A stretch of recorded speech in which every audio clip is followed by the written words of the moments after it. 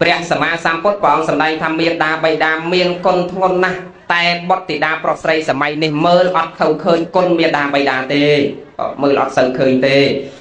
ចង់ឲ្យបញ្ជាក់រឿងបុត្រធីតាប្រុសស្រីណាកូនកូននៅទទួលភ្ញៀវខាងក្រៅយកចិត្តទុកដាក់ស្ដាប់បន្តិចជាពិសេសកូនរបស់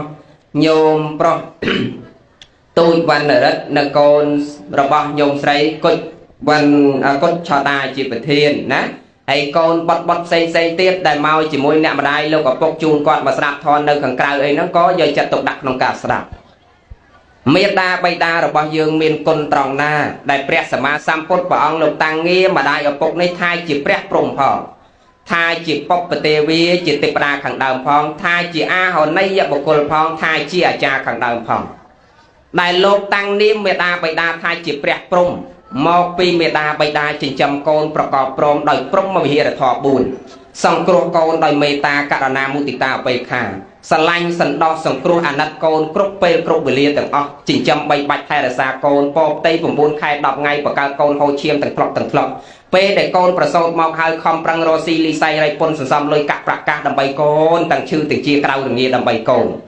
តែកូនសម័យនេះមើលអត់ឃើញគុណគឺសេចក្តីល្អរបស់ម្ដាយឪពុកសោះគេនិយាយថាម៉េចម៉ែគ្មានគុណឪគ្មានគុណបានយើងមកនឹងគ្រាន់តែសបាយគាត់នៅនិយាយចាវាបដិសេធតែម៉ែគ្មានគុណឪគ្មានគុណទៅទៀតនោះវាដល់ប៉ុណ្ណឹងញោមបើវែងអស់ណាញោមដឹងតែពីថាទាស់នោះទាស់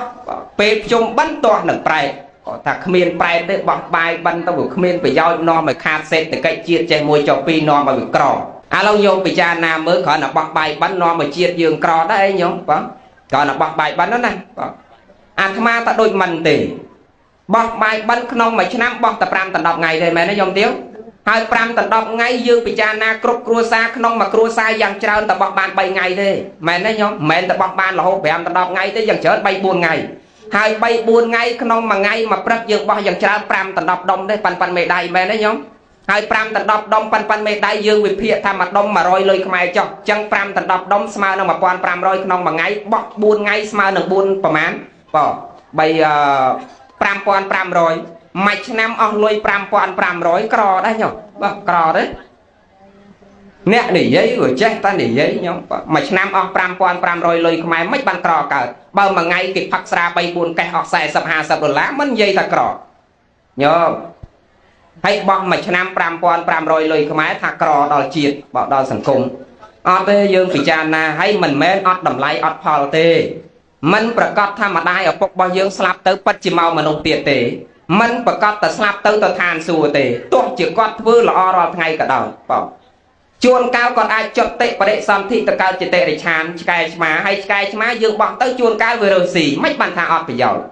ហើយយើងមិនប្រកាសថាម្ដាយឪពុករបស់យើងមិនមែនទៅកើតកន្លែងទាំងអស់ហ្នឹងទេជឿទេញោមយើងមើលអត់ឃើញសោះជួនកាលគាត់ទៅកន្លែងហ្នឹងមិនបានថាអត់ប្រយោជន៍ម្យ៉ាងទៀតចាស់បុរាណនាំយើងទៅបោះបាយបិណ្ឌដើម្បីឲ្យមនុស្សបានចូលវត្តទៅស្ដាប់ធម៌គោលបំណងរបស់គាត់សំខាន់ចូលវត្តទៅបានស្ដាប់លោកសូត្របារាឲ្យយល់ពីហេតុបុណ្យបាបគុណទោសចម្រើនវិន័យជាដើមណាប៉ុន្តែថានោះចេះតែថាអស់ពីទាស់នឹងប្រែតទាស់នឹងលោកទៅហ្នឹងទៀតហ្នឹងហើយប៉ុន្តែអ្នកថានឹងមិនដែលយួរស្រាក់ចូលវត្តមកស្រាក់ទេបងហ្នឹងហើយអត់ដែលទេណាអត់ដែលទេហ្នឹងហើយអត់ដែលទេហ្នឹងចឹងក៏បីពិចារណាបើយើងបានស្ដាប់ធម៌ទៅយើងយល់យល់បងឥឡូវនិយាយពីរឿងគុណមេដាបៃតានេះវិញដែលគេបដិសេធថាម្ដាយឪពុកគ្មានគុណម្ដាយឪពុកគ្មានគុណខាងនោះគេនិយាយតែម៉ែឪគ្មានគុណនេះយកយើងមកគ្រាន់តែសប្បាយគ្នាគាត់ចុះបើម៉ែឪគ្មានគុណយើងគ្រប់គ្នាអាចរស់រានមានជីវិតមកទល់សពថ្ងៃនេះទេបងបើលោកអត់មានមេត្តាករុណាមុទិតាបេក្ខានេះទេយើងមិនបានកើតទេគ្រាន់តែពោផ្ទៃមកលោតទម្លាក់ពីចុងឈើមកបាត់ហើយណាយាយណាឲ្យវាឈូសមកដល់មកទៅបងហើយសម័យនេះទំនើបបងដាក់មកគ្រាប់ពីរគ្រាប់ឲ្យមកបដ ாய் ទៅកុំទៅទុកបងទុកទៅស្អីបើម៉ែឪគ្មានគុណផងបងហើយបើគ្មានគុណលើយើងគ្មានឧបការៈចិញ្ចឹមយើងមកទេយើងច្បាស់ជាគ្មានមុខមាត់យកសក្តានៈតួនាទីខ្ពង់ខ្ពស់ឧត្តមប្រសើរដោយរាល់ថ្ងៃនេះទេច្បាស់ជាដើរលើកដៃសំទានតាមសញ្ញាផ្ទះអ្នកដតីហើយមែនទេយាយបងហ្នឹងបើម៉ែឪគ្មានគុណបងហើយបើគាត់គ្មានគុណក៏គ្មានរូបយើងគ្មានសាច់គ្មានឈាមគ្មានដៃមានជើងដែរយើងពិចារណាឲ្យដល់បងពិចារណាឲ្យដល់ក៏បីគិតត្រេះរេះពិចារណាកុំចេះទៅជឿគេស្ដាប់សិនហើយស្ដាប់ហើយហ្នឹងក៏មិនឲ្យជឿមែនតែនដែរយកមកវិភាគគិតសារដើមវាសមហេតុផលឬមិនសមហេតុផលវាត្រឹមត្រូវឬមិនត្រឹមត្រូវណា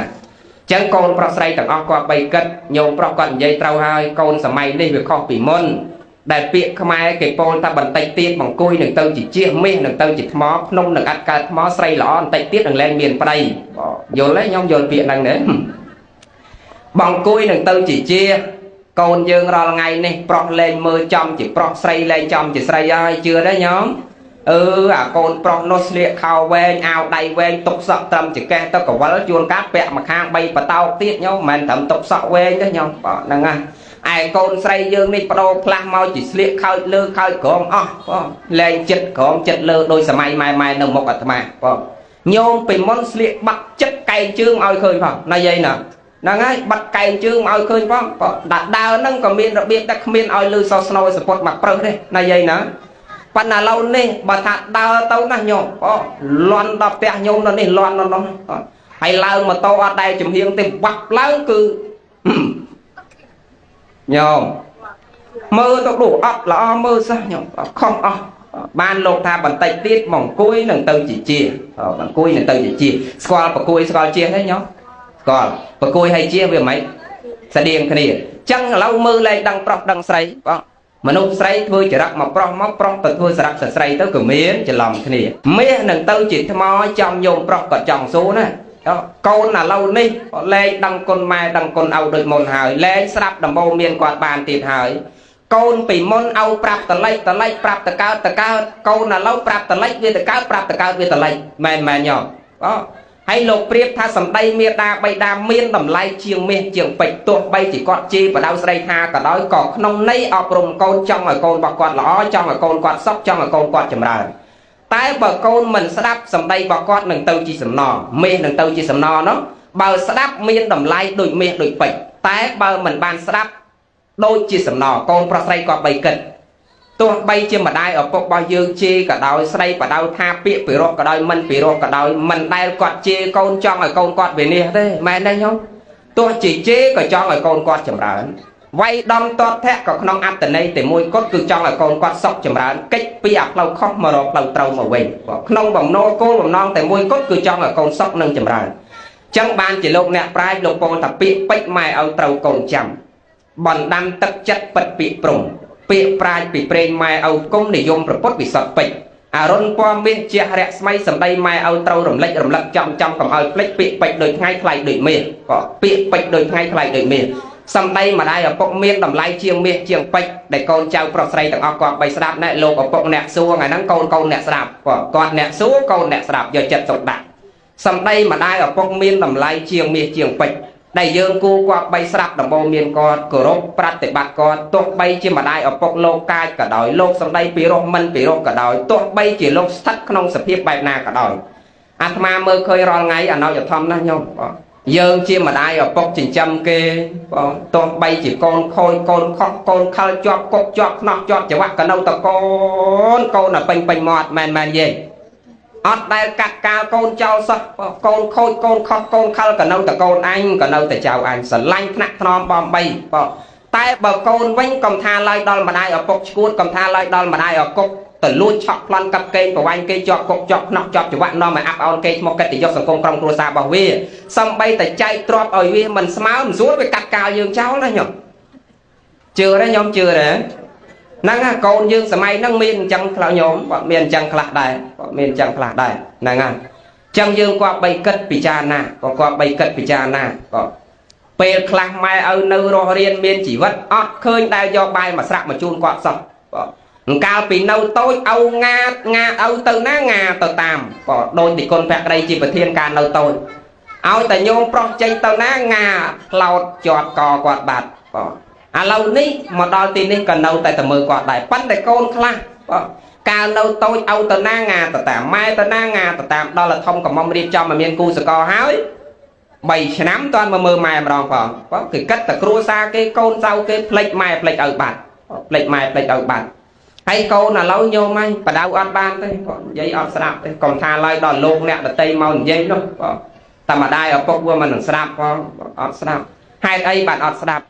មកពីសង្គមរបស់យើងវាវិវត្តដល់ហ្នឹងញោមធ្វើឲ្យមនុស្សផ្លេចក្រមសិលធម៌ជាមនុស្សផ្លេចសុជីវធម៌គុណធម៌មនុស្សធម៌ក្នុងខ្លួនអស់ គេបង្វក់ស្មារតីកូនចៅរបស់យើងនេះបងបង្វក់ស្មារតីកូនចៅរបស់យើងនេះ